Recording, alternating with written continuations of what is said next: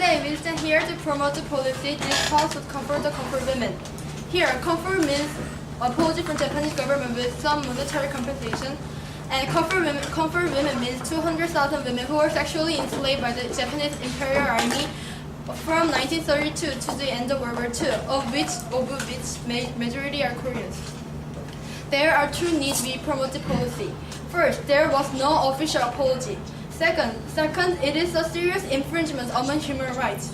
And now, former comfort women are asking for compensation from the Japanese government. I'm going to present the first need. There was no official apology whatsoever for the comfort women. The comfort women were deceived and trapped into the sexual slavery system. The Japanese government deceived them by saying that they will give them some good job positions for them who were extremely poor and needed some money. And also they used extreme violence to obtain women and girls. After they were sent to the military brothers, they, who were mainly young and sexually inexperienced girls, had to serve 40 to 50 men per day. Can you imagine? They experienced a great deal of physical and mental violence. The impact and trauma rate extend far beyond the attack itself. Women survivors face emotional torment, psychological damage, physical injuries, disease, social isolation, which devastated their whole life. They were not able to live as other normal women. For decades, the truth about the sexual slavery system has been intentionally hidden by the Japanese government. However, in 1992, due to the release of the documentary evidence, Japan had to admit their crime. However, nowadays they again deny the compulsoriness of the comfort women system, despite several testimony from the former Japanese soldiers and former comfort women. Abe Shinzo, the new Prime Minister of Japan, is ignoring the pressure to give a formal apology pushed by the UN and the international community, including Korea and other Asian countries and the US. There was no official and complete apology from Japanese government. And the comfort women are now denied reparation. According to the report from the Amnesty International, and since the end of World War II, a solid framework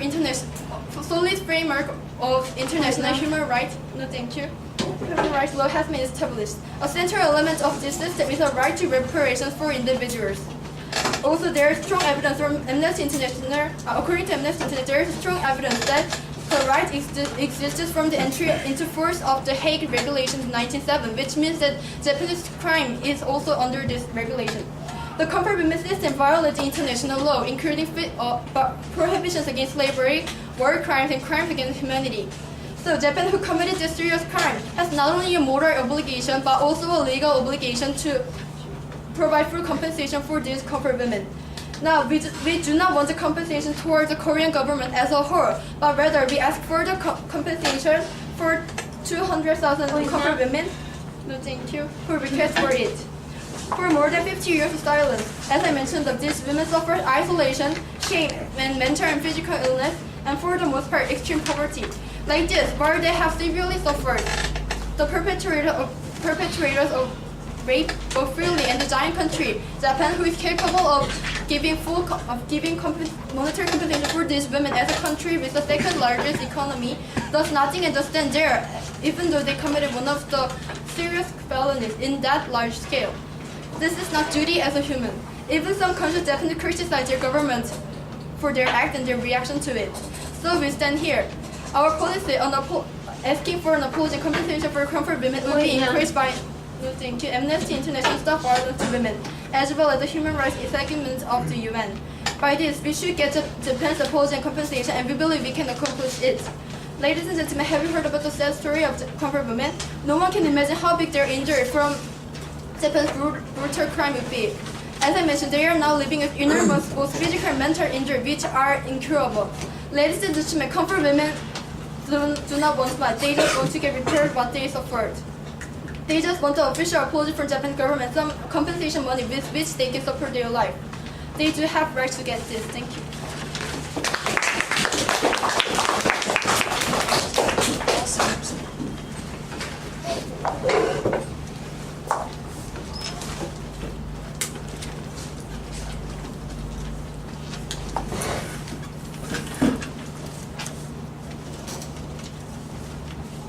Who's the timekeeper?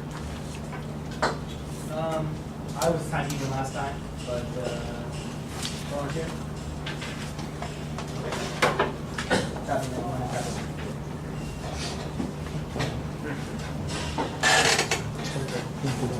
Okay, Dong Young is the first speaker for the opposition side. Give her a hand.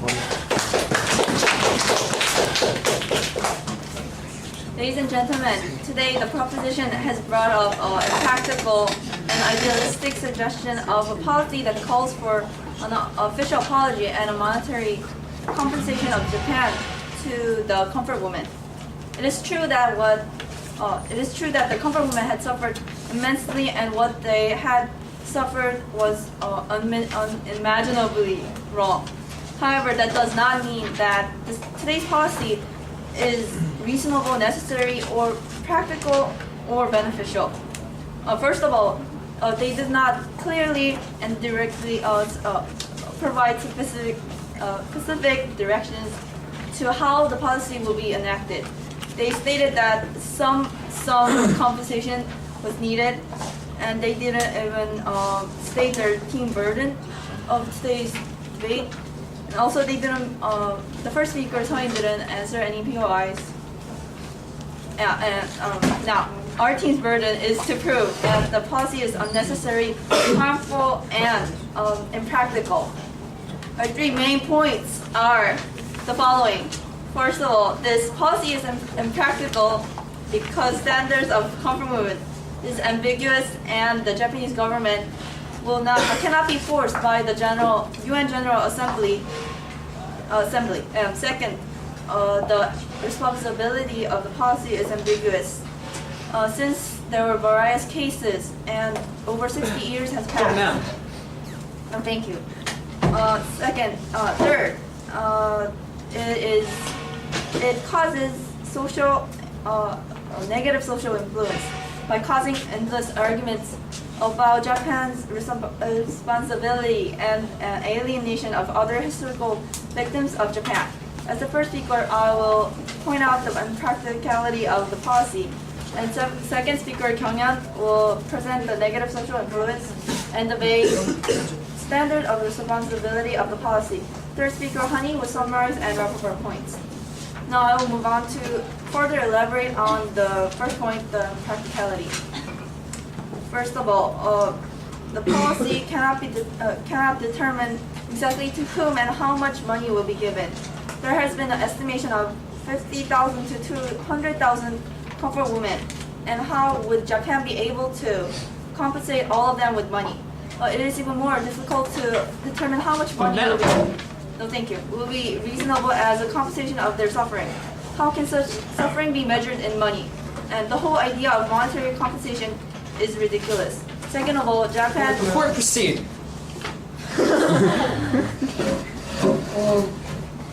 The opposition side has just stated that the compensation to these women cannot be measured by money. Yes. And then is the opposition side suggesting, how is the opposition suggesting that they will be offering a compensation to these women if not in monetary terms, or offering an apology?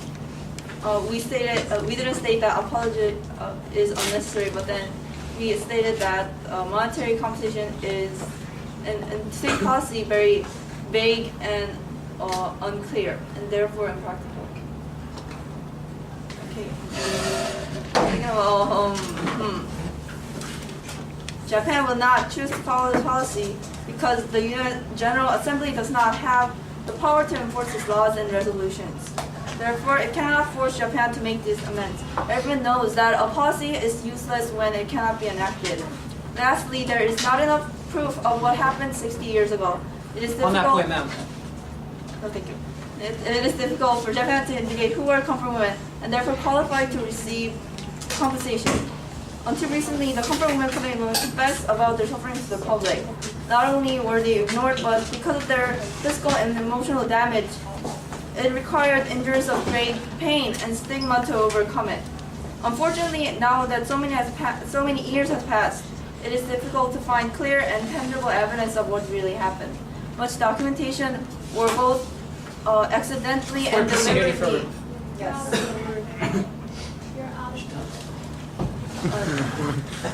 deliberately destroyed in the concluding stages of World War II, which includes documents detailing regulations and running of the comfort situations, and as well as battlefield diaries. This is how there was room for Japanese Prime Minister Abe Shinzo to state on March 1st that there was no evidence that the recruitment of comfort women had been forcible. Despite the fact that a sincere apology from Japan may be necessary, we beg you to remember that this impractical and idealistic policy, which includes compensation, must not be implemented. Thank you.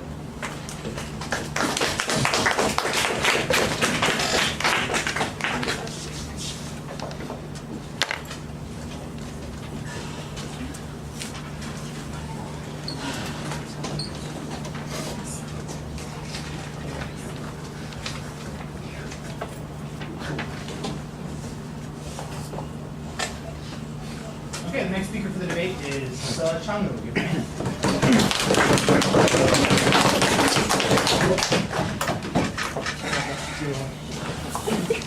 Okay. As the first speaker Soin mentioned, there has been no compensation for these comfort women.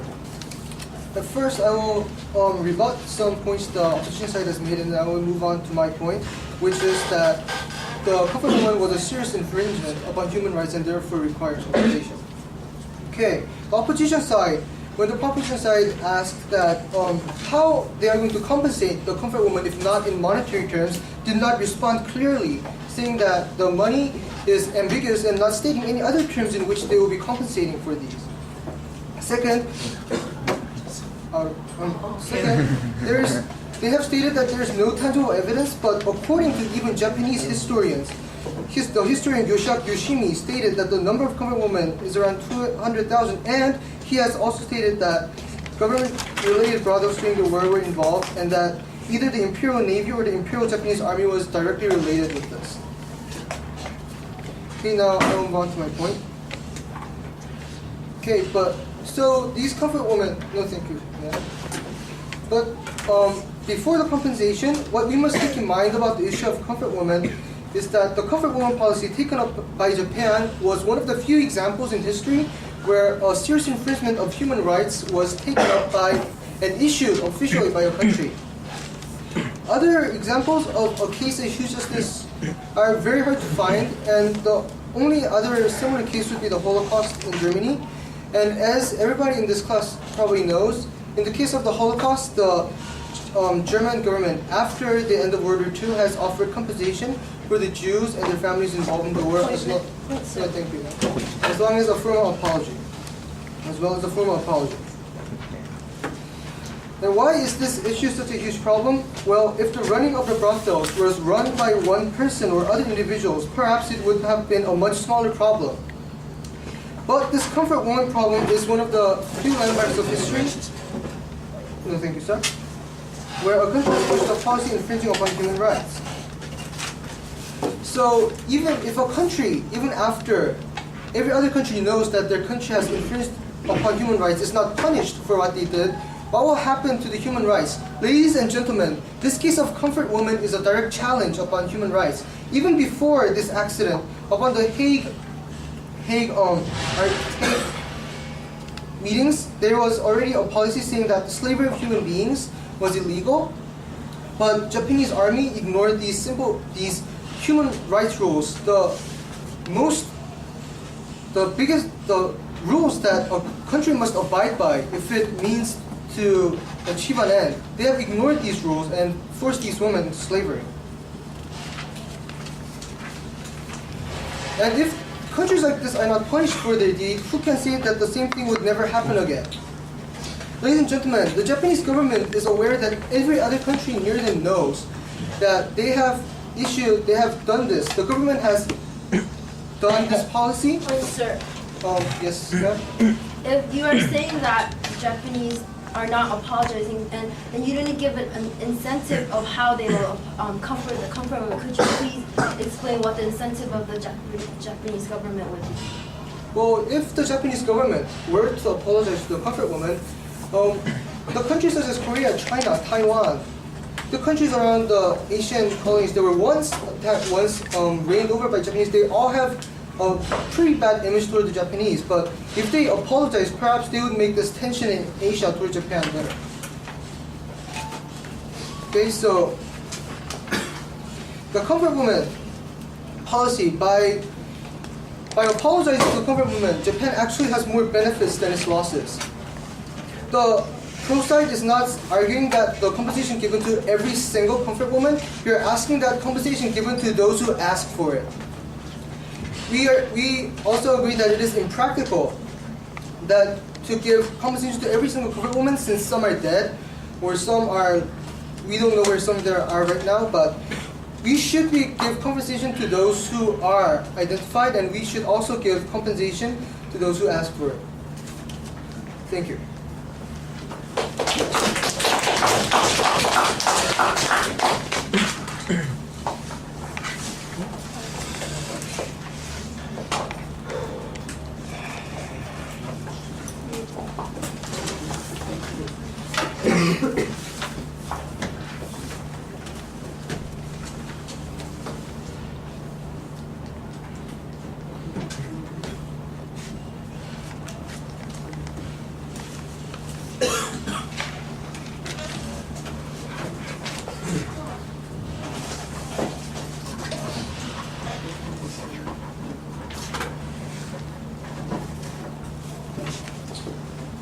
Okay, and I'll remind you, after Younghan's speech, we'll take 2 floor speakers. So be thinking about what you would say for either side. Mr. Reznick, can I make a motion? What do you need? Can we extend the time for the third speech to 5 minutes? This time, no.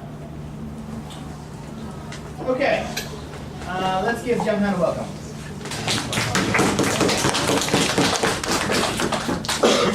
Good afternoon, ladies and gentlemen.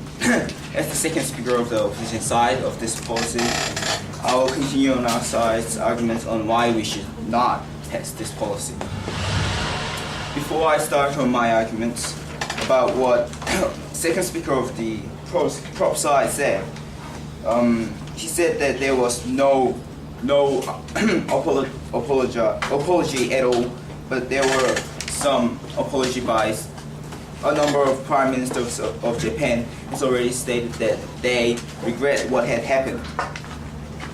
And also, he has stated that it was the official Japanese policy, but Japanese policy was actually to recruit the woman by human ways, such as advertisement in the newspapers, and the forcing woman to become a comfort woman was actually individual brokers. No, thank you, sir. Now I'm going to continue my arguments. It's the second reason of this house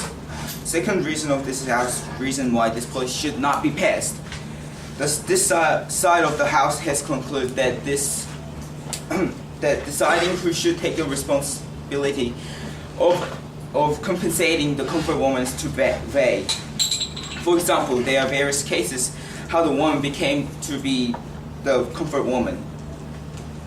Some were originally prostitutes from Japan or Korea or China or any other countries.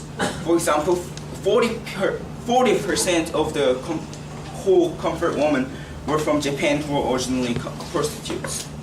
And other people came for money because they were so poor or they were hungry. No, thank you, sir. And as they mentioned, some are forced, but which was by the personal brokers and not the Japanese government. More information, sir. Yes.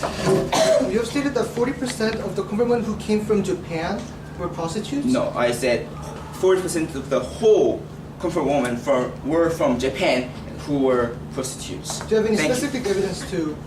Yes, it was according to the historian Ikuko Hata's study. Thank you. And also, it was such a long time ago, and most of the records and the people involved in this are gone. And current Japan has less responsibility to compensate for what their ascendants have done. And they may have to apologize for it, but monetary compensation is not practical, as the person or the group who has been who should take the full full responsibility is too vague. Also, as the third reason, by acting out this policy, the harmful influence on the society will far outweigh the benefits from acting this out. Because the policy itself is very ambiguous, and in whom and how the monies will be compensated, there will be endless arguments over who will be compensated by what amount. Therefore, the fundamental reason why there should be compensation, which is to regret and compensate for the wrongdoings of the past, will be forgotten, and people will just concentrate on the money and standards itself. Before you proceed, No, thank you, sir. And even now, the nationalists and feminists and positivists are arguing about compensation itself. And another chaos this policy would cause is that the other victims from past imperialistic Japan will be alienated, and it will cause more catastrophes. If this policy is enacted, there will be a chaos among the standards of compensation, just as I mentioned before. However, the confusion would add on by the other victims of the past Japanese military forces. They would also want their repayment. Obviously, this would cause another debate over the standards. It would only cause harm.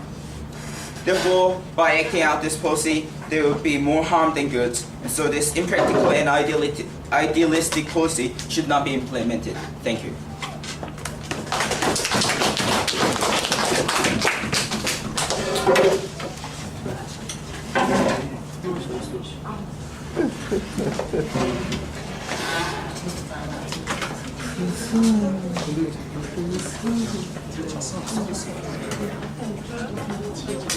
you don't have a policy. You don't have a policy. It doesn't matter.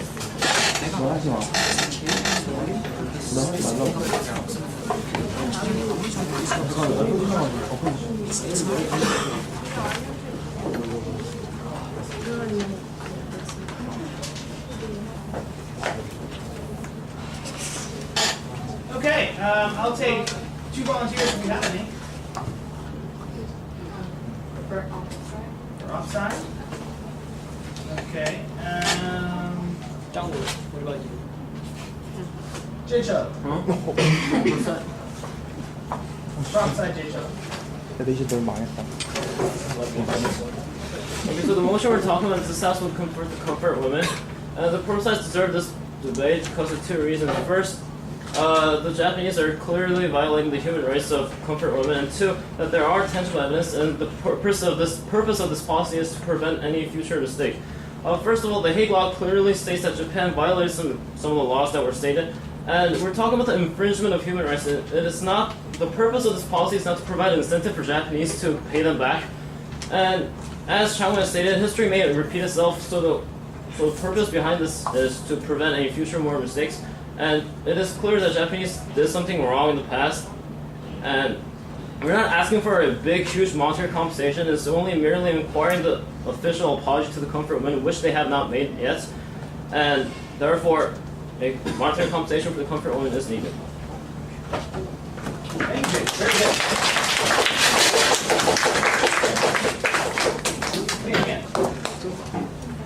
While there is no doubt that forcing the so-called comfort women into unwanted sexual slavery was a horrendous act ignorant of the most basic human rights, the proposition team has suggested a policy that is entirely idealistic and impractical. Suffering cannot be measured in monetary means, and the number of comfort women is not even clear. And even when monetary compensation is paid, how much money will be given to each comfort woman? This is entirely ambiguous, as each comfort woman is going to demand a different sum of money, and the Japanese government will most likely refuse to negotiate. The proposition's policy is entirely based on possibilities. They can't even state what their team burden is. I believe this policy is impractical and idealistic, and I convince you to vote for the option. 2 very dynamic floor speeches. Thank you both. Very good. Okay, at this point, judges, I'll remind you that unfortunately we have to ignore those speeches for the purposes of judging, although we were certainly informed and entertained. Hanki is going to wrap up the opposition's case. Let's give her a hand. Ladies and gentlemen, what kind of debate is this? This was a policy debate, not a value debate.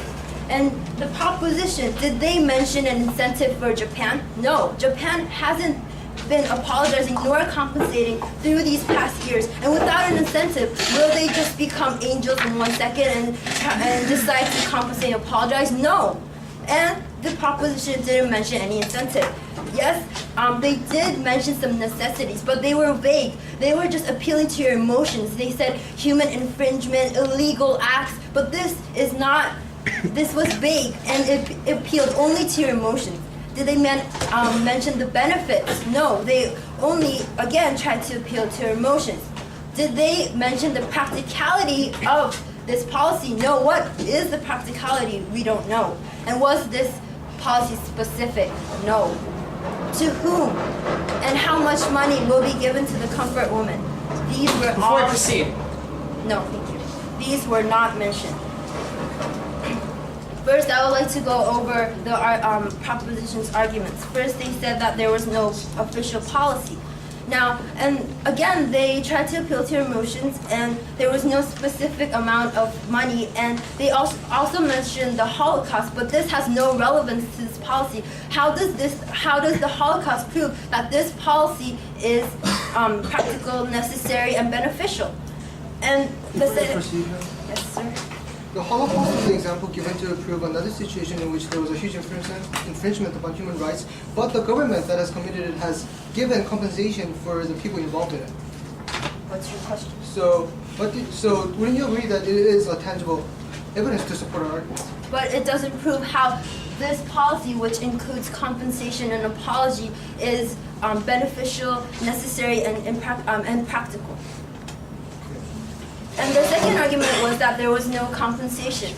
And again, they tried to give reasons that this, what the Japanese did was illegal, it infringed human rights. And in part, we agree to that. But what we're saying is that their policy doesn't mention a specific plan. And also, the second speaker tried to specify this by saying something, but he vaguely did so, and that should have been mentioned by the first speaker anyway.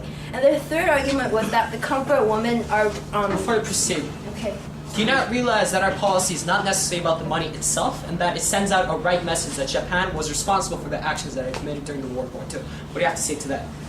But this is a policy debate, and you have to mention, and that by itself is not practical. Oh, ma'am. No, thank you.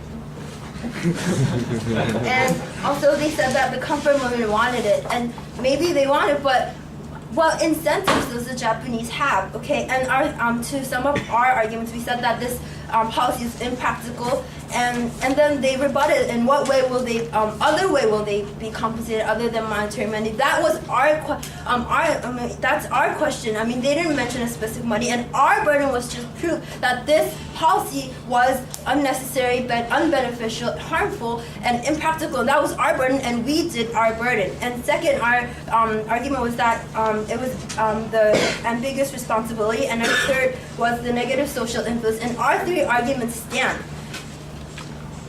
Okay, and these are the three reasons why we will. We proved that the policy was impractical, unbeneficial, unnecessary, and even caused harm. And the pro side failed to mention the benefit practicality. And who will receive the money? How much? What incentives does Japan have? All these questions were not answered. This impractical and idealistic policy must not be implemented. Thank you.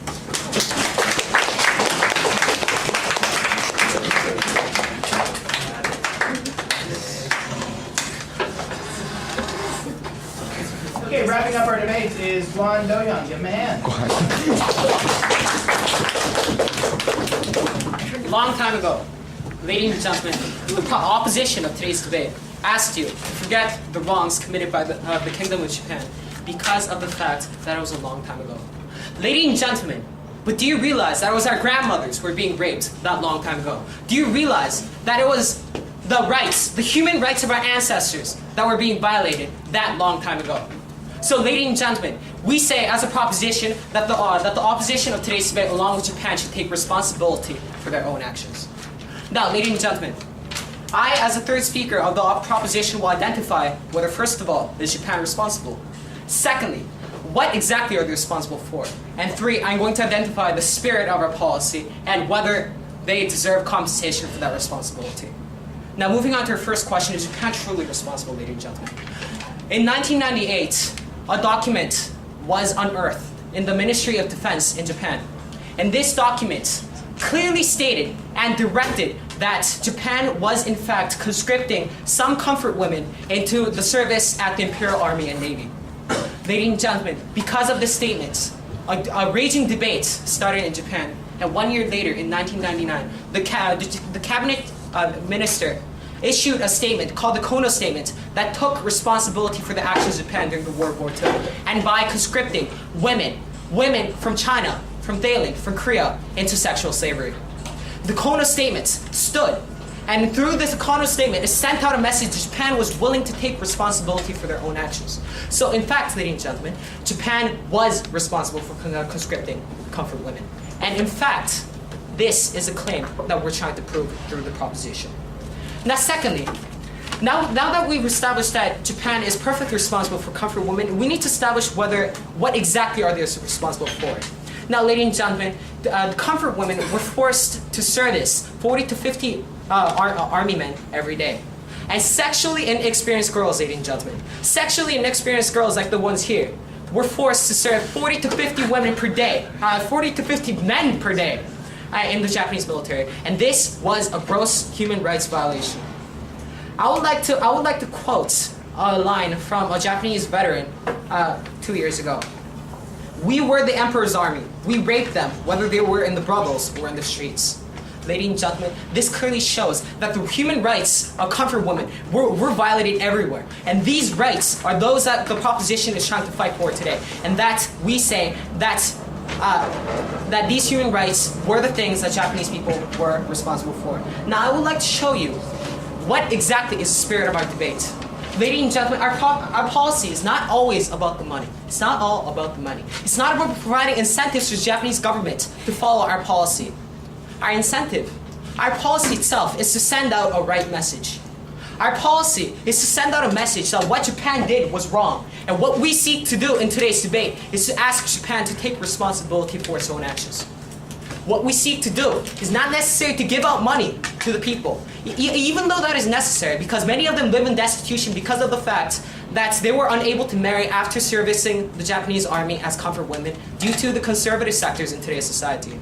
However, ladies and gentlemen, that is not the main cause of our policy. Our main cause is to send out the message that these women have been subject to suffering, and that there was a country and an army and an administration that was responsible for those sufferings.